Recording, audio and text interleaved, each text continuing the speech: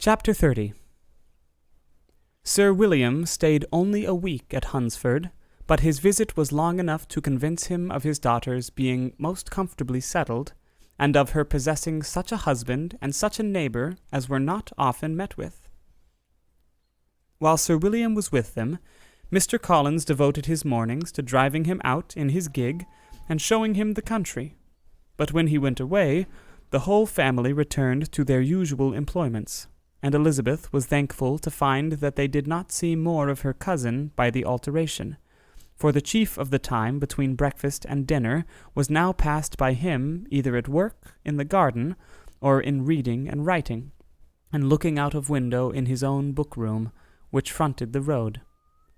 The room in which the ladies sat was backwards.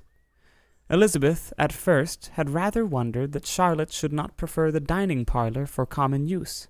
It was a better-sized room, and had a pleasanter aspect. But she soon saw that her friend had an excellent reason for what she did, for Mr. Collins would undoubtedly have been much less in his own apartment had they sat in one equally lively, and she gave Charlotte credit for the arrangement.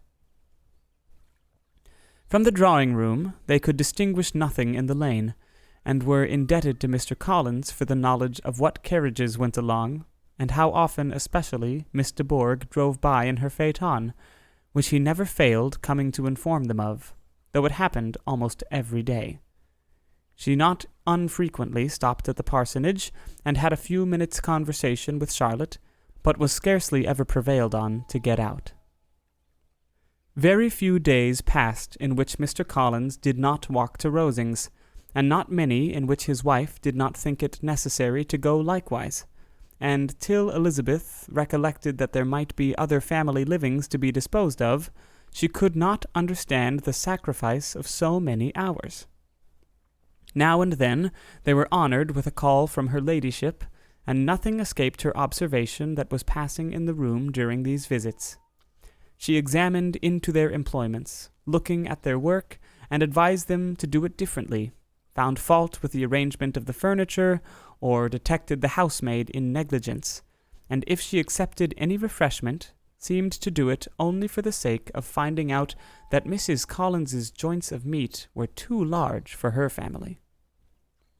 Elizabeth soon perceived that though this great lady was not in the commission of the peace for the county, she was a most active magistrate in her own parish, the minutest concerns of which were carried to her by Mr. Collins, and whenever any of the cottagers were disposed to be quarrelsome, discontented, or too poor, she sallied forth into the village to settle their differences, silence their complaints, and scold them into harmony and plenty. The entertainment of dining at Rosings was repeated about twice a week, and, allowing for the loss of Sir William, and there being only one card-table in the evening, every such entertainment was the counterpart of the first. Their other engagements were few, as the style of living of the neighbourhood in general was beyond the Collinses' reach. This, however, was no evil to Elizabeth, and upon the whole she spent her time comfortably enough. There were half-hours of pleasant conversation with Charlotte, and the weather was so fine for the time of year that she had often great enjoyment out of doors. Her favourite walk, and where she frequently went while the others were calling on Lady Catherine, was along the open grove which edged that side of the park, where there was a nice sheltered path, which no one seemed to value but herself, and where she felt beyond the reach of Lady Catherine's curiosity.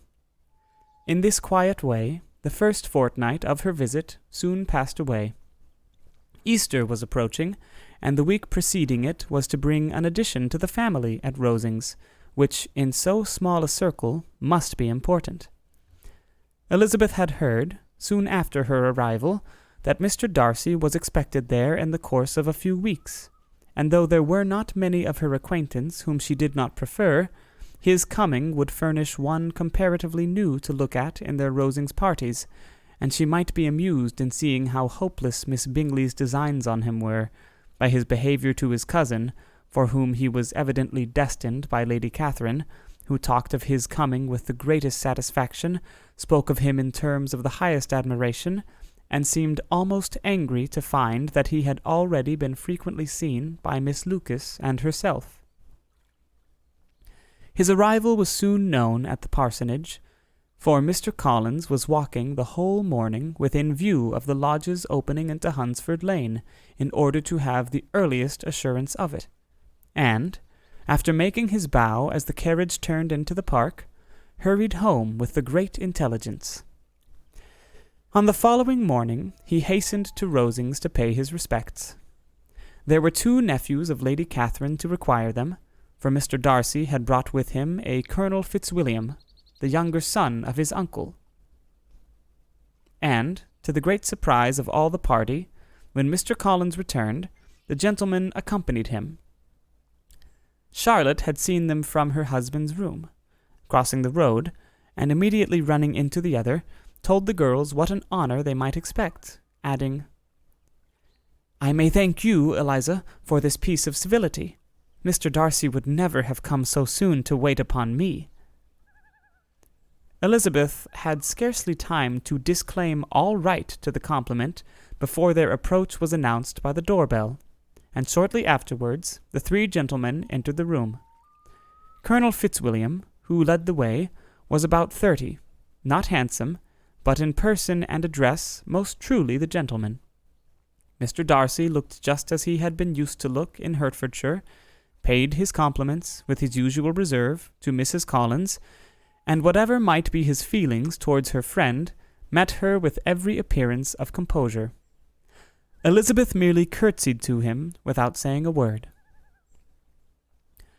Colonel Fitzwilliam entered into conversation directly, with the readiness and ease of a well-bred man, and talked very pleasantly, but his cousin, after having addressed a slight observation on the house and garden to Mrs. Collins, sat for some time without speaking to anybody. At length, however, his civility was so far awakened as to inquire of Elizabeth after the health of her family. She answered him in the usual way, and after a moment's pause, added, "My eldest sister has been in town these 3 months.